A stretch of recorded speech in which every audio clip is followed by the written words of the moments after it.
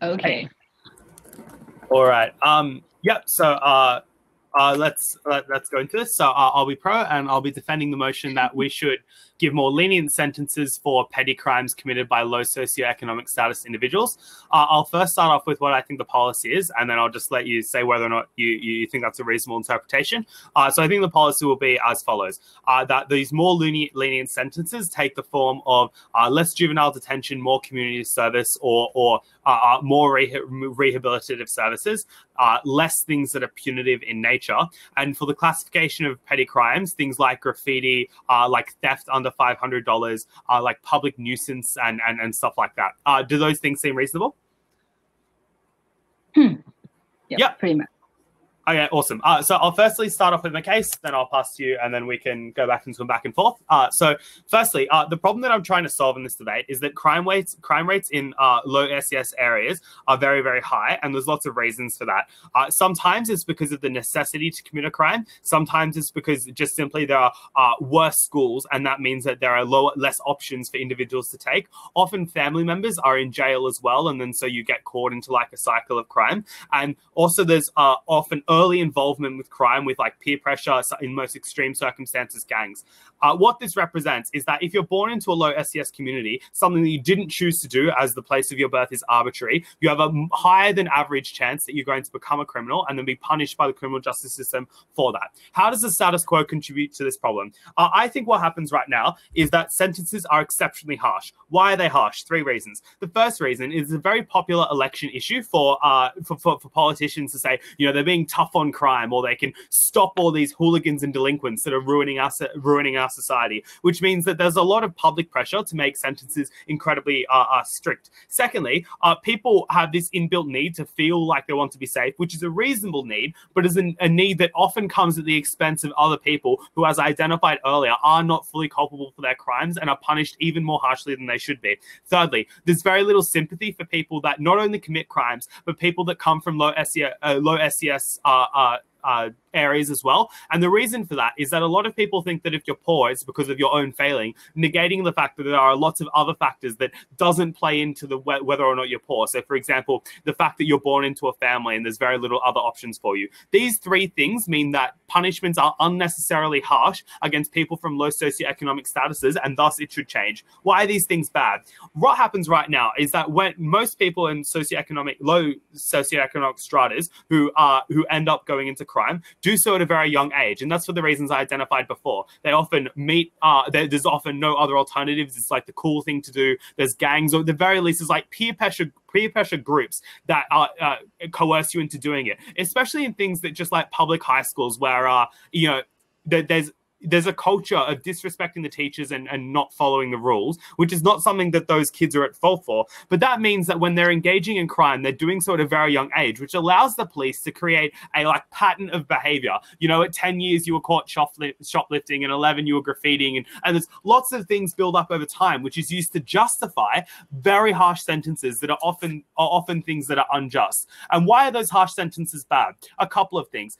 Firstly, when you get your first interaction with the police in areas of high crime rate, which happen to correlate with low socioeconomic statuses, are often over-policed because they get jaded. And I don't mean over-policed in like lots of police there. I mean over-policed in the sense that they get jaded by seeing all of these crimes happen, generally from low socioeconomic stratas, and then stereotype the people in there, which means they're likely to be harsher, they're likely to be ruder. This means that the children or the younger socioeconomic people in response distrust the police or are more likely to be abusive. So the cycle escalates above. And that contributes to the pattern of behavior that I just pointed out before, which is then used again against people from those circumstances.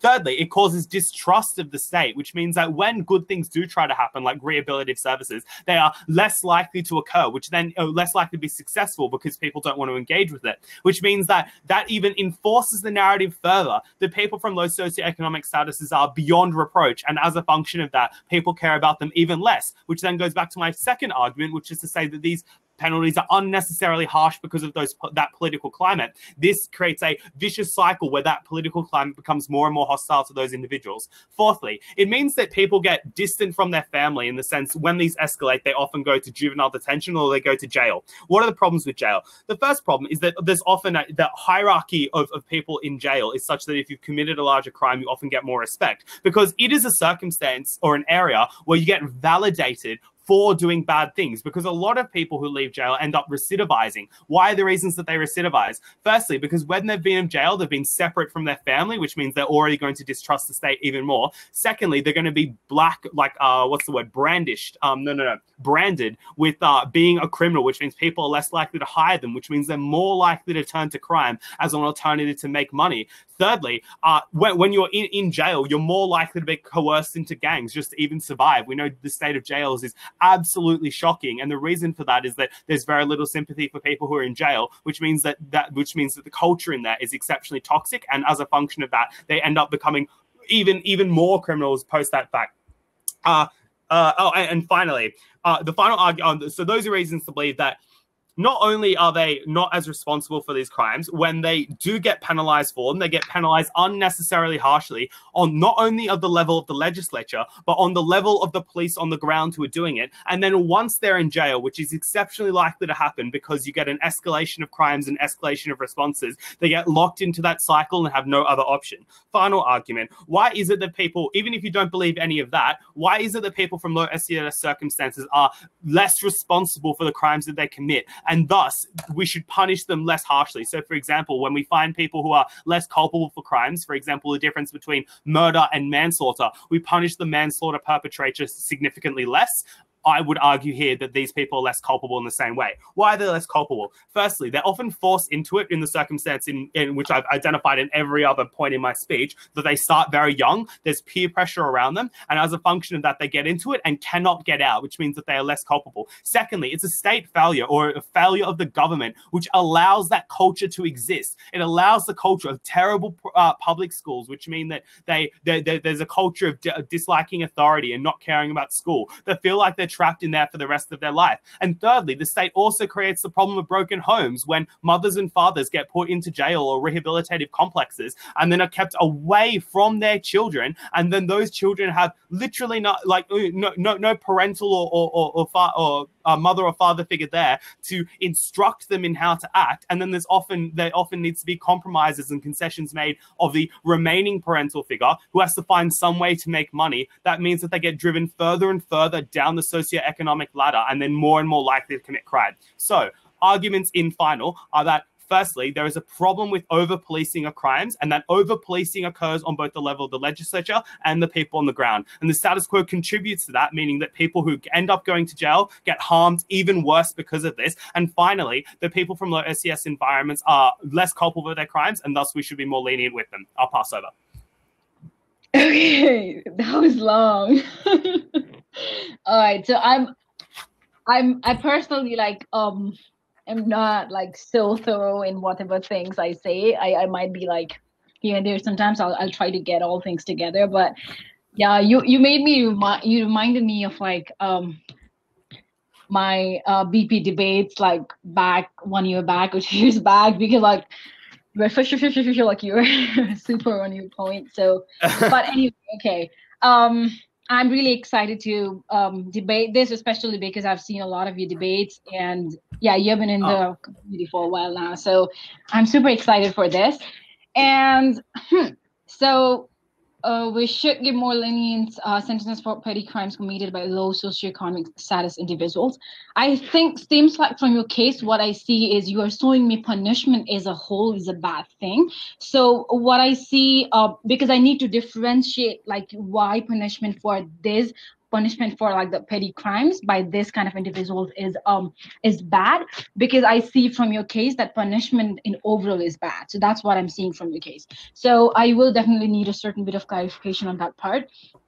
And also by the motion itself, are you trying to imply in the status quo that today we have same sentences for people coming from low socioeconomic background and high socioeconomic background? Do you think is there a difference today, or like the same amount of punishment is given for those two different groups of people? Yeah, because that's also required in order to give my argument on the later phase.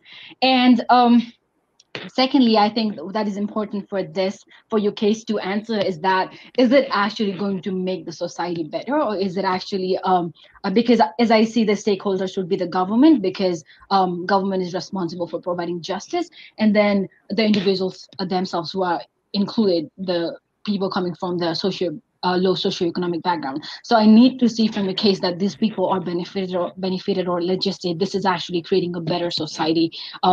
If in case we're actually implying all these things. But I see, I think in your case, the thing is that if in case we're actually going to imply this policy in any community, the thing is that I think the government's failure in actually providing a better life for all of its individuals is actually being compromised. And then I think to cover that, I think ineffectiveness in terms of like providing better life to all individuals in a society, I think this would be a bad policy, because this is compromising justice as a whole. Because yeah, this is actually compromising justice as a whole. And then I think it is also somehow encouraging those individuals to actually get into more crimes, as you say, that it will actually be discouraging. But I think it is in a way encouraging those kind of people to be more involved in such crimes. And yeah, it's because it's lenient now. If in case you do something, maybe you have an easy way out of it. So I think it is actually going to increase, and then the societies are actually going to have more crime rates than what it has right now. And as I said, the child parent relationship, like as you imply, how maybe a child will be far away from their parents and everything. So as I said, on that's the specific part, I don't see why we are talking about the low socioeconomic status itself, because like I think that would imply on everyone, if you see. So as I said, this your case shows punishment as a whole is bad. So I think you need to differentiate why specifically the low socioeconomic status individuals. So I'm more clear on that part. But yeah, I'll just pass on the mic to you before I have anything on that. Yeah, sure. So the first thing you asked me to do is differentiate based on punishment on the types of crimes that are being committed. Why is it petty crimes? Those are for two reasons. Firstly, it often starts off very slow. So the crimes that you commit when you're creating the pattern of crime being created, you start off with graffiti or like small thefts. You don't start off with the murder, which means that I'm stopping it at the root rather than stopping at the cause, which means the petty crime is even more important to stop, because that's the thing that could funnel out. And secondly, you don't get forced into murder on like the first instance of this, which means that it's like and obviously murder is a much more significant and harmful crime. I'm less likely to be lenient with something that harms people significantly more than tawdry things like graffiti and petty theft. The next thing you asked is to differentiate between like what happens in the sentences right now. Ideally, under the status quo, people should be sentenced exactly the same, but they do not get sentenced exactly the same. And the reason for that is that firstly, people who are exceptionally rich often don't commit petty crimes because of all of the reasons that I posted out in the start of my case, out of necessity, out of pressure, out of the high school culture, out of the fact that you don't have any parental figures, which drives you to be dissident, of the fact that you hate the state. All of those things mean that rich people are less likely to do it. And secondly, in circumstances in which people do those things, they often have expensive lawyers, or they know the judge, or they know the police in the area. Their parent is like from the neighborhood watch, which protects that child from a rich area from getting into trouble at any point. So this is a case that has to explicitly apply to low socioeconomic individuals for literally all of those reasons I gave. The final thing you asked me to say is to say, what is the benefit? I thought the benefit was particularly clear. Firstly, that this is an unjust thing and the state should right those injustices. And secondly, that there is suffering that is occurring right now where parents are taken away from their kids after a pattern of crime that isn't really their fault, after they were coerced into committing those crimes because of the state failure of the culture into which they were born. And secondly, the suffering of those people in jail who then see no other option than to continue committing crime because they're branded with the fact that they're a prisoner and a criminal. No one wants to hire them, and there's literally no public support for people like them. Those are all the answers to your question. You then make two identifying things in your speech. Firstly, why is this compromising justice? The question I would have there is, do you think that mitigating factors are sufficient, or do you think we should have differential punishments for differential crimes? For example, as I pointed out in my first speech, we punish manslaughter significantly less than we punish murder. And the reason for that is we recognize the nature of the crime is different. What I'm telling you here is that the nature of being a low SES person acts as a mitigating factor, and thus we should be more lenient because the nature of your crime is different. And secondly, the harm of them, as I pointed out at the start of this speech, moving from a low socio, like nipping it in the bud before it expands out into other forms of crimes is even more important. Even if it's not just, it stops further crimes from being committed in the future, which means it's a good thing. The final thing you say is to say, this would encourage more people to commit crimes. I didn't really hear any reasoning for it, but 3 reasons why it won't. Firstly, my system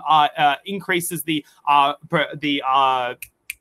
instances of rehabilitation, which means people are less likely to commit their crimes. Secondly, as I identified in my first speech, these people don't want to commit crimes, but they're often forced into it or learned into it by the culture that they're born into, which means that if you help change that culture by the institution of my model, they're less likely to commit crimes at the very first instance. And thirdly, a lot of this drives from hatred of the state, which means that rehabilitative programs under the status quo are less likely to work, which means that your side is the side that encourages crime, because when the state tries to intervene, they see it as an attack. On my side, they're less likely to do that because the state is not attacking them as forcefully. I'll pass over. Okay. Again, I think when you talk about how doing this would actually discourage those individuals to commit crime again, I don't buy that idea, because they are again going to the same low socioeconomic background. So yeah, so how is actually that going to not encourage them to do the crime again? Because the background they were in is not going to be changed. Yeah, and then I think no parent would actually raise a child saying that you should actually go ahead and maybe let's just say steal or anything. So this same kind of information or this same kind of awareness will be given in the rehabilitative service as well. But it is not going to work out, because they're just again going back to the same low socioeconomic background. Because if in case it was any different, it would actually be easier to buy that idea. But I don't think on this case, it would in a way discourage those people to not commit the crime again. And secondly, I think what you talk about is that because low socioeconomic status individuals are more likely to commit petty crimes, because that's because of the economic status and everything. So let's just see in terms of, so that's why we should actually give more lenient sentences to them. But let's just see in terms of rich people. So rich people, they don't really get into petty crimes, but they get into murders and yeah, because they're more likely to it, because they don't really have all these things to care about. So does that mean that they should also be given more lenient sentences to murder because they are more likely to commit it? Because I think that's, if you see the connection you actually make with the idea that they're more likely to commit it. So I think if in case we think about these two spectrums, I don't think that is fair enough. And again, okay. So I think, yeah, I think in terms of lenient sentences, I mean, I know that you said a few things in your first speech, but can you please like give more explanation to it? I mean, not because like you were not enough, just because I want to know like what it would be more like, because I think I'm a bit confused on that part. Yeah, but I'll just pass on the mic to you. Yeah, okay. So the first thing you say is if they're just going to go back to that low socioeconomics area, aren't they going to recommit that crime? No, I gave you 3 mechanisms as to why that socioeconomic area is going to change. Firstly, my system is a system that prefers rehabilitation over punitive punishments, which means that those people are likely to be rehabilitated, encouraged, and helped to get a job. This is also answering the more detailed stuff. Help them to get a job, help them to get an education, help them to dig them out of the hole that they were born into. Secondly, there's the hatred of the state that exists right now because the state is seen to attacking them. That is less likely to occur on my side of the house, which means that people are more likely to respect the state. They're less likely to have escalating interactions with police officers. which means they're less likely to commit more crime. Thirdly, it stops the cycle of prison that I pointed out in my first and second speeches, which is to say that if you go to prison, you're more likely to commit crime after you leave and recidivize. And the reasons for that are, firstly, you're in a situation that validates crime. Thirdly, secondly, you don't have you're branded with being a criminal. And thirdly, you have an increased disdain for state and authority after that point. So those are the three mechanisms I gave in my first speech to believe that socioeconomic status would change, and thus they would not commit those crimes again. The second thing you say is to ask what is the distinction between murder, because presumably I should give more lenient sentence to murder. No, I gave three distinctions to that in my second and first speeches. The first is to say that murder is by no means as bad as any of the other crimes, petty crimes I'm talking about. So obviously there has to be a limit that I'm talking about. Secondly, the reason why I've chosen this limit is because it needs to nip this problem in the bud, which is to say that right now, if you start off in petty crimes, you're highly likely to explore out into much more explosive and damaging crimes. And the reason for that is all of the mechanisms of the game above, because there's no sympathy, because there's over-policing and all of that stuff. So that means we need to stop it now so that it doesn't expand down in the future. And thirdly, you're highly unlikely to be coerced into murdering someone as opposed to being coerced into graffitiing a wall or stealing, like, I don't know, like $100 worth of stuff from a store, So those are the types of things which are less impactful, and you would have to make an active choice to do as opposed to being actively coerced. In circumstances in which you are coerced to commit murder, we already give lenient sentences to those individuals because they were not acting of their own accord. But what I'm talking about now is a pervasive coercion of the culture that they're born into. Thus, we should give more lenient sentences in the circumstance of this as a mitigating factor. Oh, and the final thing you asked was like more detail on the stuff, as I pointed out in the first section of this, like removal of 3-strike laws, less stuff like juvie, less stuff like punitive sentences, less stuff that keeps parents away from their kids for extended periods of time, more rehabilitation, access to jobs, access to education, stuff that allows them to improve their lives rather than just punishing them indefinitely. Okay. All right. I'm not used to like taking a lot of things, so many things like together. So that's why I think I'm missing out on a lot of yours. But okay. I see this also in terms of the government as well. I think it's a big burden that falls under the government too, because if in case this policy is to be implied, as you say, as you talked about how they'll be encouraged, that they will be actually given a job or they'll be given an education, but you already talked about how those public schools, the bad public schools, or let's just say you talked about the situation where those people are not actually given jobs in the first place, right? So how are you actually going to do that? Because again, as I said, they're going to be in the same background. So I think there should be a link between how more jobs are going to be created, or how actually there will be people who will be accepting these individuals suddenly after like they come from like a lenient sentence. So I think there should be this link. And even in terms of education, like as I said, again, like you talked about how they are the bad public schools and everything. So how is that education again going to be reinforced while they're again going back to the same public schools, or let's just say the same situation or the same background. Okay. And I don't really have. I had some things on this part, but okay. But I'll just go on.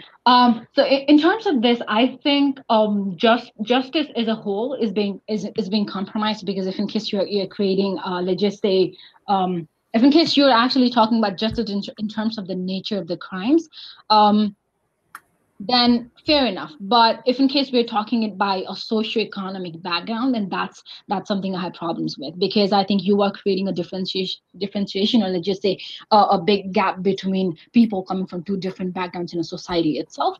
Because and I think when you talk about the hatred of the state that people have, but I think it actually creates creates problems between the people itself, like coming from two different backgrounds, because you see is someone getting more a greater or like a bad sentence for the same thing you committed, and then it's less for you. So I think it's the gap that is actually going to be created between two societies also is going to be increased, and the gap actually already exists, and I think this is going to increase that gap between two different communities as well. And I just have that much for now. Sorry. All right. Well, before I respond, I've just got a question. Do you support mitigating factors in sentencing for crimes? Mitigating factors and sentencing for crime. Yep. You do. Okay. So I think that, as I said before, being in this situation is a mitigating factor because it changes your actions and the choices that you have. So, for example, this is an extreme example. I'm not using this to defend my case, but I'm just illustrating the point. If you're starving and you steal food, we don't punish you, or we don't punish you as much because we recognize it was a crime of necessity. Yeah. Yeah. So my claim is that if you have a culture around you that incentivizes you to commit crime, that lauds you for committing crime, that is a mitigating factor because your choice, and also harms you if you don't engage in that crime. Then that means there's very little choice for people who are born into the circumstance, and thus that they are less culpable for it.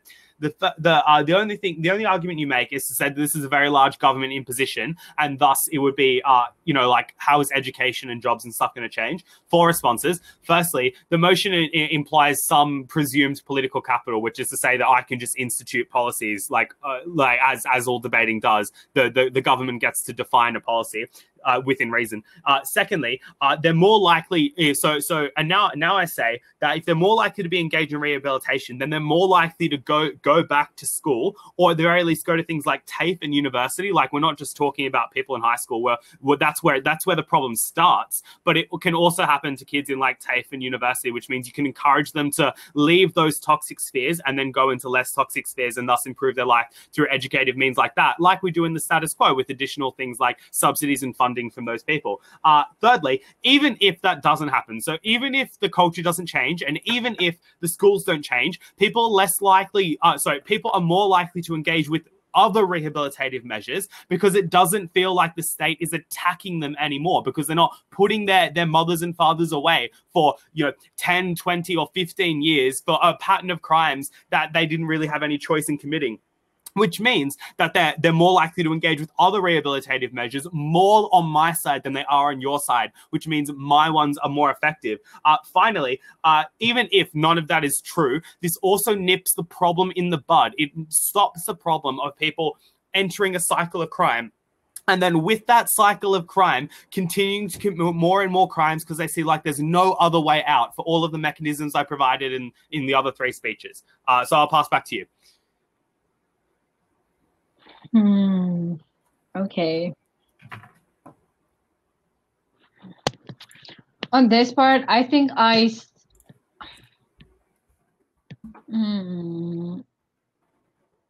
okay. I think on the part that you talk about how the state isn't attacking anymore, I do not again buy that idea, because I think it is not necessarily providing a change that is required for the community, but it is let's just say concerning those specific individuals, but it is not actually going to benefit the society as a whole. Like, it is not, let's just say, if in case they consider that there's a disconnection between the state for them. So I think the state is not implying or actually giving creating a better environment for the people living in there already, but I think it is just benefiting some specific. I do not actually agree that it is benefiting, but it's from your case, it seems you present that it is actually benefiting those specific individuals. But I think, so the idea that the state isn't attacking anymore does not really exist, because I think it's very confined to any individual who is in that certain rehabilitative service, but it does not necessarily imply to the rest of the people. So again, I think it would be a very small thing, even if we see that is bringing change on such a big community. And again, I think you talk about how those specific individuals could actually go out and then go to universities and let's just say like go further, like study and then get a job. Again, I think on this case, I think if you compare, let's just say, a child growing up in the community that has been through like so many problems, that has been through like the economic the disbalance or anything. So I think it's very easier to say how maybe let's just say a month or a year rehabilitative service would actually be so easily changing that. I think it's easier to theoretically actually imagine that, but I think on a practical level it does not really happen, because even if you see in terms of let's just say, as I said, your parents would definitely not want you to actually steal something, right? Your parents would not want you to actually go out and then let's just say rob someone and then get food. But still that happens, in a child, that a child, like as you implied in the status quo, the child actually goes into doing that. So this is something, or this kind of knowledge is something that has already been restored in them. So I think it does not, the rehabilitative service that actually you imply is not going to work out again, because as I say, the background is going to be the same, and the learning or the situation they have faced is actually not going to be significantly different from what they had before than actually they were in the service itself. So I think it does not bring much of a change. But again, I think let's just say again, even in terms of yeah, so I would like you to address how the gap would be like fair enough, the gap that would be created between two socioeconomic backgrounds, because I think that is already so much. And I think even in terms of the response that the state has towards them, and even in terms of the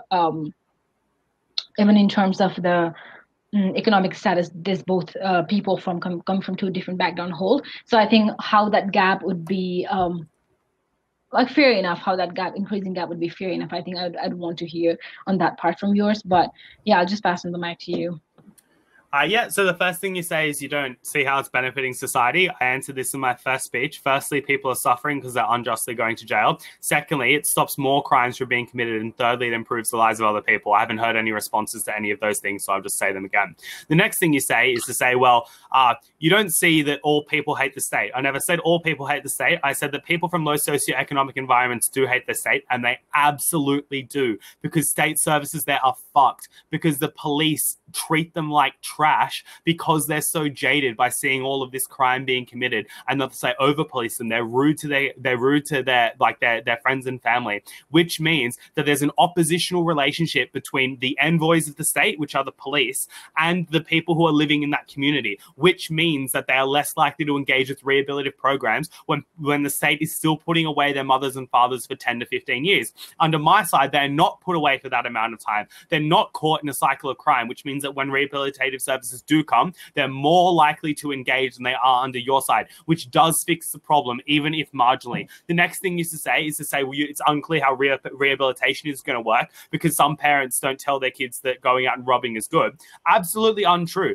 Like I said, there is an oppositional relationship, and they absolutely hate the state and they hate the law. People who are career criminals, or at the very least live in crime-prone environments, have very little care for breaking the law because they don't trust the police to enforce that law, or when they do think the police enforce that law, it's enforced unjustly against them, which means that they don't really have much respect for the police. They don't care if their kid goes out and steals something, which is some circumstances true and some circumstances untrue. The important thing here is that rehabilitation is going to change when you give them an opportunity to improve their lives. The final thing you say is to ask, how is the gap between rich people and low socioeconomic status is changing? Well, the identification of the gap is the fact that people from rich environments do not commit petty crimes because they don't need to. The reason why there are cultures and groups of people with low socioeconomic environments commit crimes is because of the culture that is fostered around there, not just in the public schooling system, but also in everyone around them. The fact that a lot of people commit crime, the fact that the police are bullies to them and don't care about them, and the fact that they, no matter how hard they try, can't get ahead in life. This gives an opportunity to improve their lives rather than continuing to squalor and suffer in crime as your side of the house continues to do. So even if you think my benefit is marginal, that marginality is significantly more important than not doing anything at all. But I think the benefit is massive. If I'm stopping at just like one family of not being torn apart by an unjust criminal justice system, for which the populace has zero sympathy for people who are arbitrarily born into that culture, I consider that a win. Okay. All right.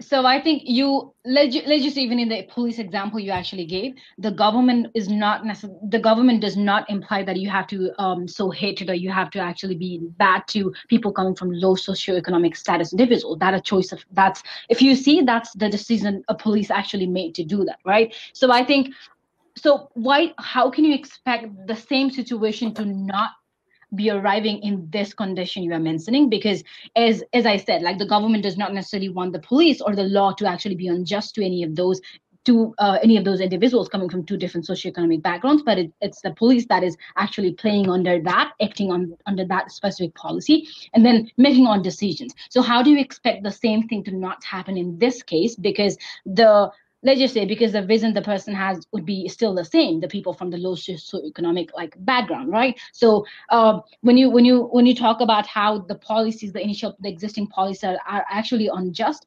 I do need an answer to how do you expect this policy to be just in terms of the implementation from the police department as well, or let's just say whoever works in that department to imply their services.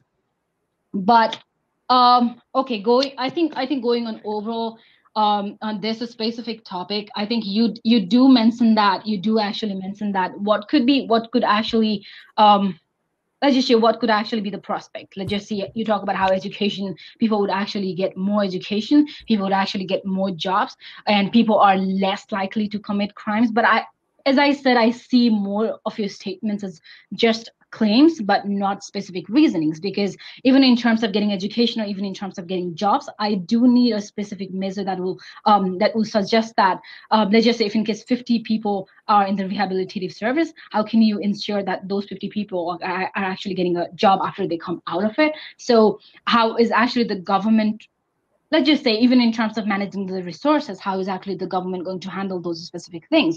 And again, because coming from the economic background they are in, it's not implied that they are well educated or well enforced to perform certain specific functions. And how do you certainly expect after they come out of that to be qualified enough to actually go out and then make money, or let's just say like make rational decisions out of it?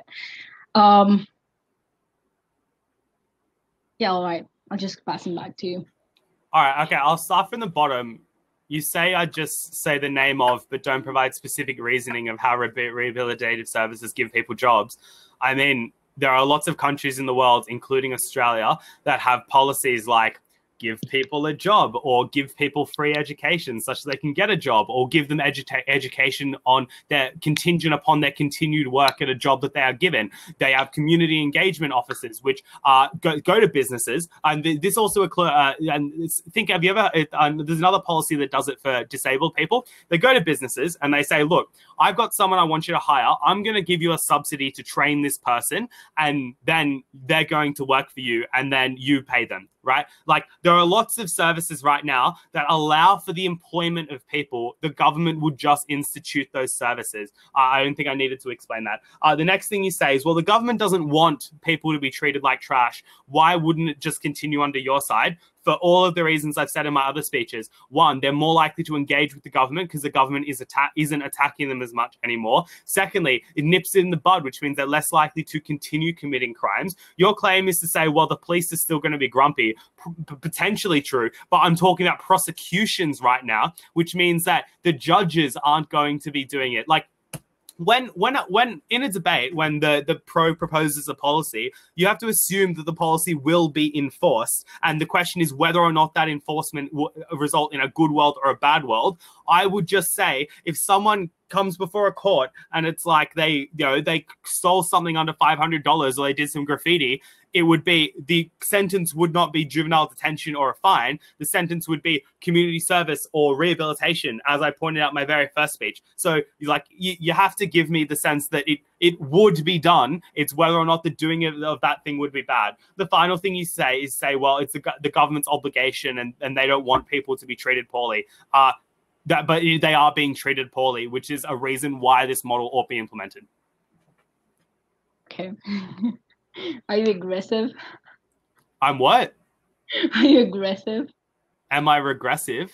No, aggressive. You look aggressive right now. Oh, I'm sorry. That's just how I debate. I'm not actually angry. That's just how I speak. Sorry. Okay, no, that's fine. No, because like I'm not. I mean, I used to have this kind of debates before, but for now, like after coming to call, I've just been having like very relaxed and then composed. So that's where I need more time to think of it. So I think, yeah, I think it's a very different kind of debate that I had today after a really long time, and then I feel a lot of aggression in you, and then I just feel attacked, like Well, I'm sorry. I'm attacking your arguments, not you. Um, Okay. Um. Okay, I'm just a bit confused on where to start, but I all mean, we right. can we can end it here if you want. If you don't want to, that doesn't. It's no need to continue debating if you don't want to. No. I mean, I'm definitely enjoying it. It's just that after a long time, I had this form, so it just, yeah, I think it's same thing happened like with me last night with Chandler too. So because like it was like 15-minute time, so it was like too fast for me.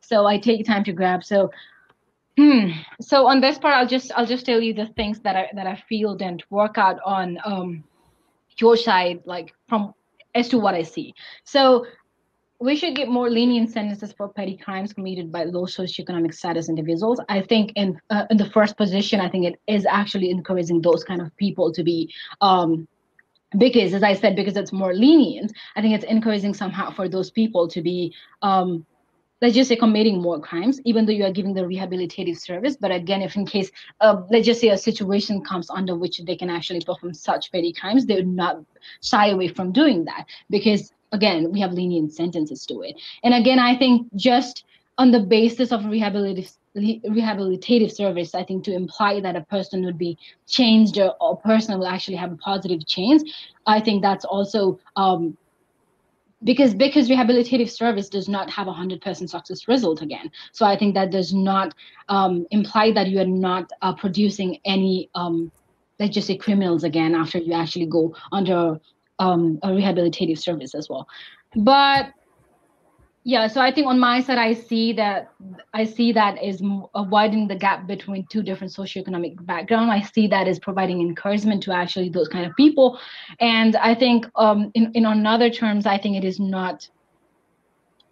Yeah, I think it is not actually creating a safer world for people because if in case we talk about crimes, I think that's what we see, and we're not creating a safer world or a better world for for those kind of people because yeah, because the possibility that they could actually again be the same person or they could actually be doing, let's just say, even more stricter crimes, I think that possibility still exists, even when we talk about this case. So, yeah, hmm. But it was an impromptu debate for me, just to let you know. Yeah, it That's was an impromptu debate. yeah. Yeah. I only wrote it up 10 minutes beforehand, so I didn't Yeah. get too much.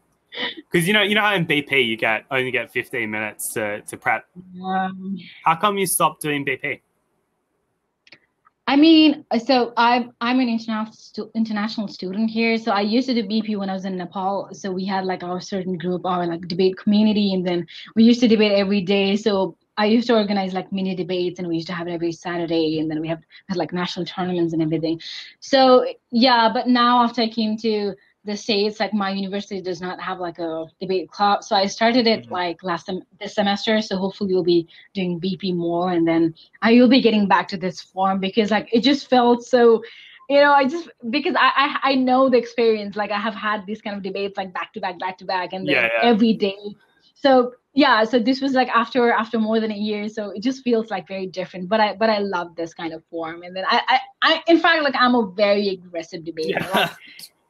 very aggressive, Yeah. like I'm like what it just I'm very expressive on it, but now I think I have like certainly changed, but I definitely want to get into that form. But yeah, and then I'm kind of like too busy with a lot of things, so I think none of my debates on call out have ever been like prepared debates.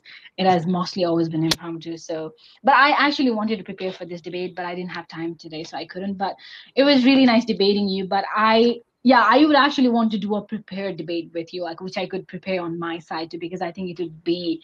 I love like back to back debates as well, so I think that'd be really awesome. But for this one, I think you were very. I don't know. I think you were very like happy to do this, but I think I somehow like let you down in terms of the engagement because I was not, because I know I was not so prepared, like I was not so back to back, and I expect that like from people sometimes. But yeah, sorry about that. But no, we that's should. not a problem at all. It's not a problem. But if you do want to do another debate, like not right now, but like certainly in the future, if you want to prepare for one, I'm more than happy to. That'd be a lot of fun. Yeah, I would love to because I think it'll be because I have had like one of the back-to-back debates with I think Josh. Have you ever debated Josh Brandon? Yeah, I know him in real life. He's he goes to a university just down the road from me. Yeah. Oh, that's cool. Yeah, I mean, I've loved my 2 debates with him, and I think both of those debates were like back to back. So because he was in BP2, so it was like too much of fun, I think, doing that. So yeah, I would love to like have like a prepared debate like on both sides, and then actually do it back to back. Well, that'll be a lot of fun. So I hope to do that in the future. But I thank you for debating today. It was lots of fun. Yeah, you're welcome. All right, I'll see you around.